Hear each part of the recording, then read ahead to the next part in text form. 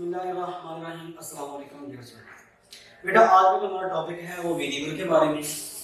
Programming को समझने के लिए या प्रोग्रामिंग करने के लिए, सॉफ्टवेयर इंजीनियर बनने के लिए सबसे जो पहली बात होती है ना, वो आपने वेरिएबल को समझना होता है कि वेरिएबल क्या है। क्योंकि वेरिएबल जो है वो आपने बार बार अपनी प्रोग्रामिंग के अंदर इस्तेमाल करना होता है और वेरिएबल का कंसेप्ट समझना आपके लिए बहुत जरूरी है।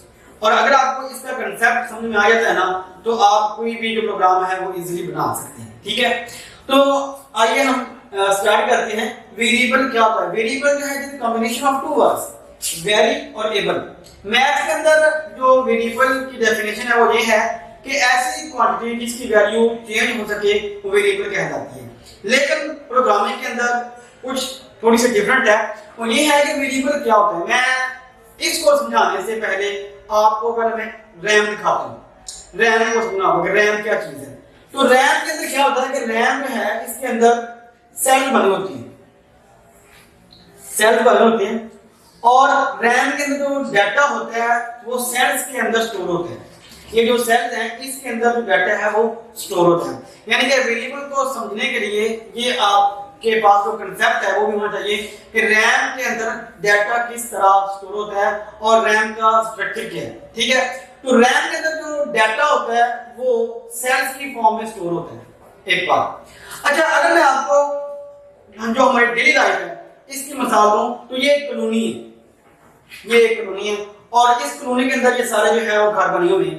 अब देखो ये सारे हाउसेज हैं, घर हैं, तो जाहिर सी बात है अगर किसी बंदे ने ये घर खरीदना है तो हम वो जो घर है उसको असाइन कर देंगे, उसके लिए रिजर्व कर देंगे। मैं कहता हूं मैंने ये घर, मेरा नाम अहमद है तो मैंने ये घर खरीद लिया। ठीक है, वकील ने जो है ये घर खरीद लिया, उस्मान ने जो है ये घर खरीद लिया। ठीक है, अब ये जो घर है ना वो हमने असाइन कर दिया कि ये घर जो है अहमद का है, ये वकील का है और ये उस्मान का है। ठीक है, तो अब देखो ये जो मैंने घर लिया है, मैंने जो घर लिया है तो मैंने घर जो है अपनी रिक्वायरमेंट के मुताबिक लिया है।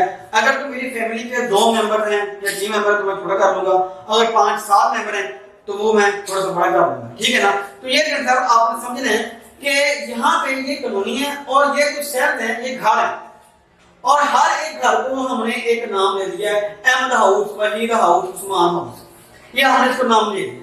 ठीक है, अब इसके अंदर जो फैमिली मेंबर है, मैं कहता हूं कि इसके अंदर 4 हैं, इसके अंदर 5 हैं, इसके अंदर 6 हैं। तो देखो ये जो फैमिली मेंबर है इसकी वैल्यू होगी, जो इस घर के अंदर मेंबर्स रह रहे हैं वो इसकी वैल्यू होगी। इस घर के अंदर कितने मेंबर्स हैं, इसके अंदर कितने मेंबर्स हैं, और ये जो मेंबर्स हैं वो चेंज होते रहते हैं। कभी घर में 2 होते हैं, कभी घर में 3, कभी घर में 4 होते हैं। ऐसे वेरिएबल होता है कि वेरिएबल को हम एक नाम दे देते हैं। सेल होता है, घर होता है, उसको हम एक नाम दे देते हैं और उस सेल के अंदर फिर जो है हम वैल्यूज को स्टोर करवाते हैं और जो वैल्यू है वो चेंज होती रहती है। और एक और बात जो कि बहुत ही इंपॉर्टेंट बात है वो ये है कि इस घर का एड्रेस भी होगा ना। अगर मैंने वकील के घर जाना है तो मुझे उसके घर का एड्रेस का पता होना चाहिए। ठीक है, तो जाहिर सी बात है हर घर पे एक एड्रेस भी, ये घर नंबर 1 है, ये 2 है, ये 3 है, तो इसका एड्रेस भी होगा ताकि मैं जो है ना एग्जैक्ट जो प्लेस वहां पे पहुंच सकूं।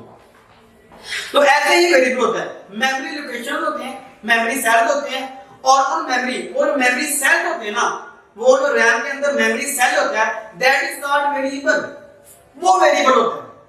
और देखो मैं कहता हूं ये है, ये एक सेल है और ये रैम के अंदर है और ये एक वेरिएबल है और मैं इस वेरिएबल को देखो ना नेम मेमोरी लोकेशन और मेमोरी सेल, मेमोरी सेल है, इसको मैं एक नाम दे दूंगा, नाम असाइन कर दूंगा। मतलब इसका नाम है वो मार्क्स है।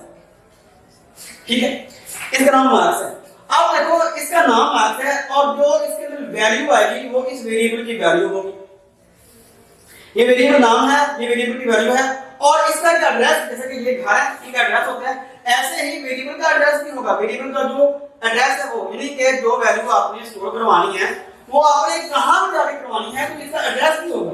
ठीक है, तो आपको एड्रेस भी बताना होगा। उम्मीद है आपको ये बात क्लियर होगी कि वेरिएबल का वेरिएबल जो है ये मेमोरी सेल होता है। अगेन मैं रिपीट कर रहा हूं, मेमोरी सेल होता है और उस मेमोरी सेल को ये वैल्यू होती, वेरिएबल वैल्यू नहीं होती। ये बात आपने अपने माइंड में रखनी है कि वेरिएबल जो है वो वैल्यू नहीं होती, क्वांटिटी नहीं होती।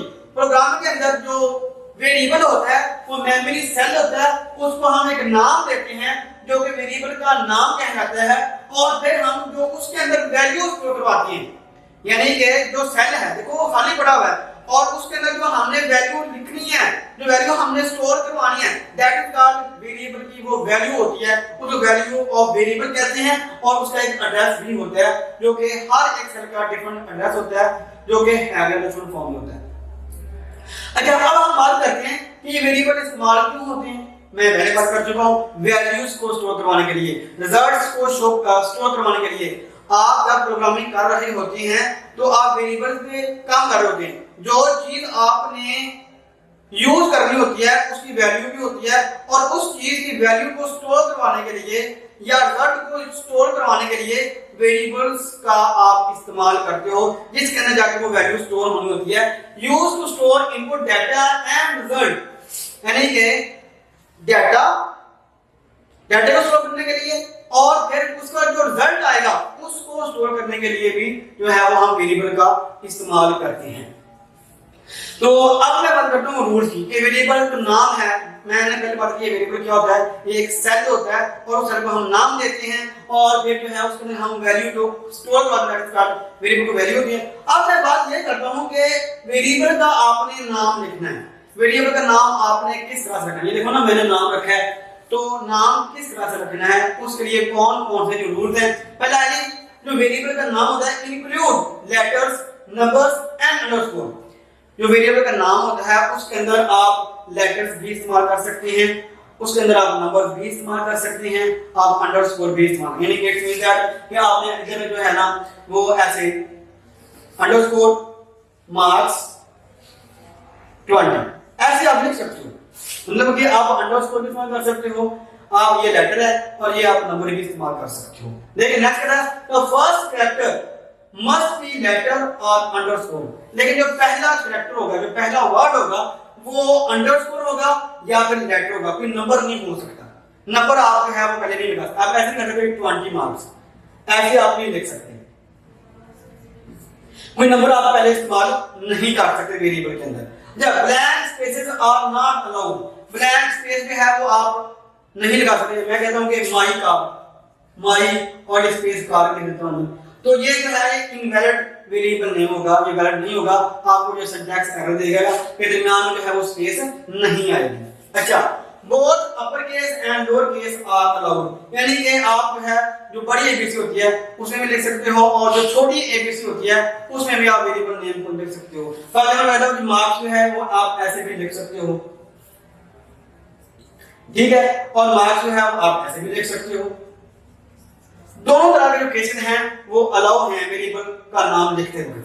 Special symbols can not used as variable name. जो स्पेशल सिंबल्स होते हैं, मतलब कि मैं कहता हूं डॉलर का जो साइन है, जो डॉलर का साइन है, ठीक है, ये एक स्पेशल सिंबल है, इक्वल का साइन है, ये एक स्पेशल सिंबल है। जो स्पेशल सिंबल्स हैं वो आप वेरिएबल नेम के अंदर इस्तेमाल नहीं कर सकते।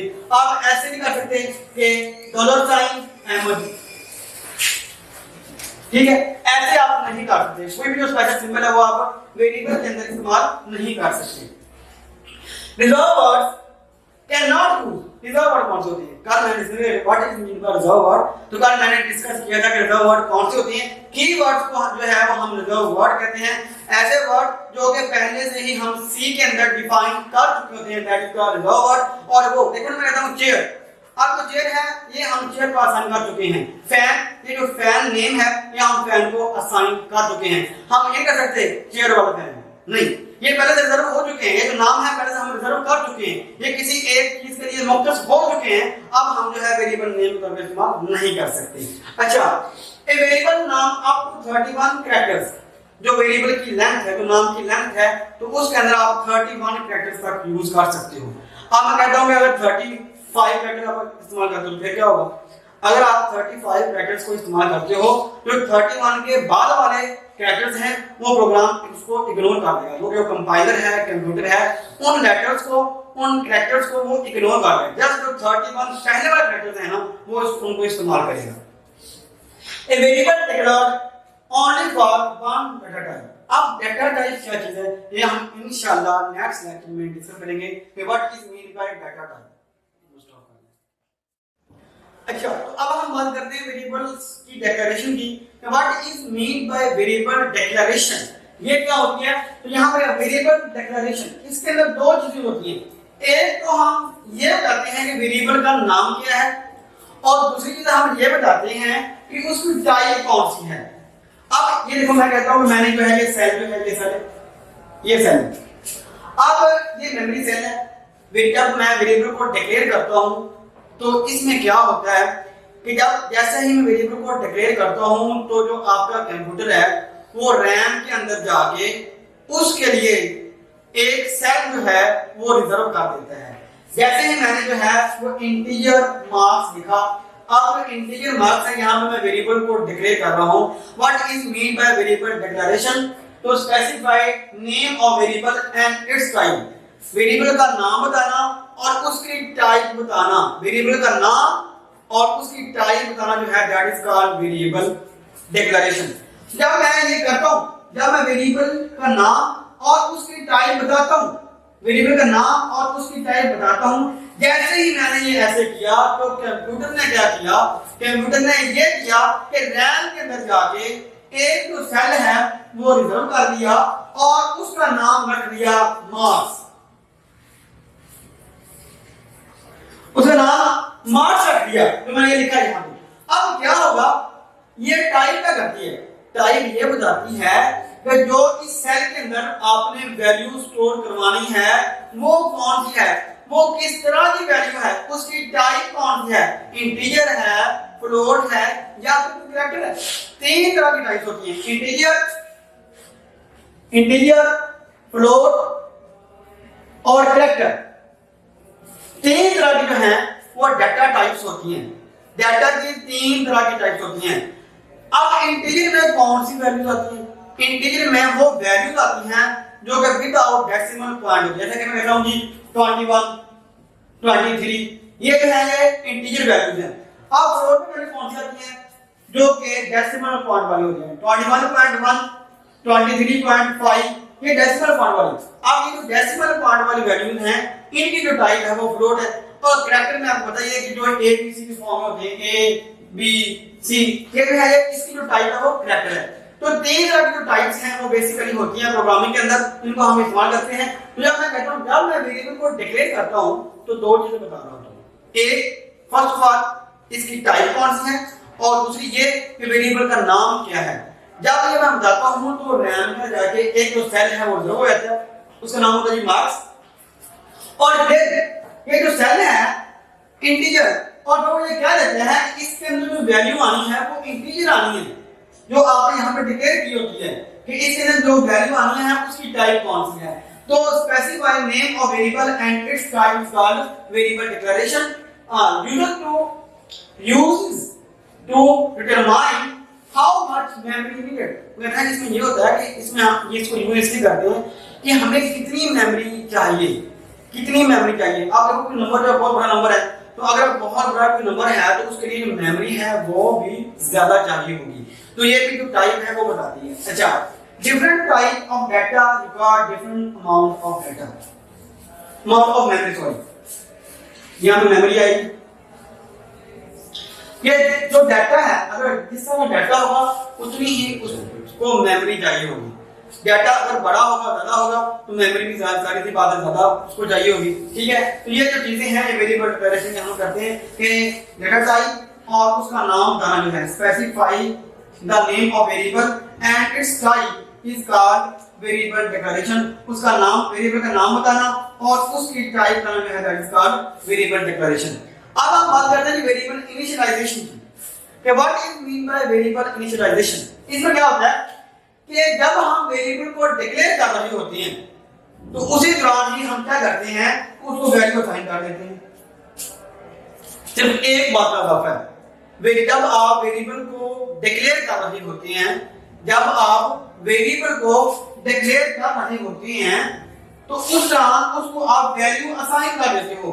देखो यहाँ पे इंटीजर मार्क्स, यहाँ पे जो ये चीज है ना इंटीजर मार्क्स, ये क्या है, that is called variable declaration. और इसी दौरान समझा गया कि आपने उसको वैल्यू पे असाइन कर दी। ठीक है, वेरिएबल डिक्लेरेशन में क्या था कि आपने उसका नाम और टाइप बता दी कि ये जो वेरिएबल है इसका नाम मार्क्स है और इसके अंदर जो डाटा स्टोर होना है वो न्यूमेरिक फॉर्म में होगा, वो डिजिट्स होंगे, ठीक है, और विदाउट डेसिमल पॉइंट होंगे। अब ये खाली है, खाली है। जब आप इसको वैल्यू असाइन कर दोगे, जब आप इसके अंदर वैल्यू जो है वो स्टोर करवा दोगे at the time of declaration, तो that is called variable initialisation. मैं कहूंगा integer mark is equal to 10, जब इसमें 10 ये स्टोर हो जाएगा तो हम ये कहेंगे कि वेरिएबल इनिशियलाइजेशन। जब आप वेरिएबल को डिक्लेयर कर रहे होंगे तो उसी दौरान ही जब आप उसको वैल्यू असाइन कर दोगे, that is called variable initialisation, ठीक है। तो इसका जो सिंटैक्स हो गया है data type, variable name, equal का साइन है और वैल्यू है, जो वैल्यू आपने असाइन करनी है। एक और बात कि जो वैल्यू है, जो वैल्यू आपने उसको असाइन करनी है वो इधर लिखनी है, और जो वेरिएबल डिक्लेरेशन है वो आपने इधर लिखना है। तो इक्वल का साइन होगा, ये इक्वल का साइन जो है वो यूज होता है वैल्यू को असाइन करने के लिए। वैल्यू को असाइन करने के लिए हम इक्वल का साइन इस्तेमाल करेंगे, और जो वैल्यू असाइन करनी है वो आएगी लेफ्ट साइड पे, और जिसको वैल्यू असाइन करनी है वो आएगा राइट साइड पे। यानी कि जो वैल्यू असाइन, जो वैल्यू होगी वो होगी लेफ्ट साइड पे, और जो वेरिएबल का नाम होगा वो होगा राइट साइड पे। Thank you so much. अल्लाह हाफिज़।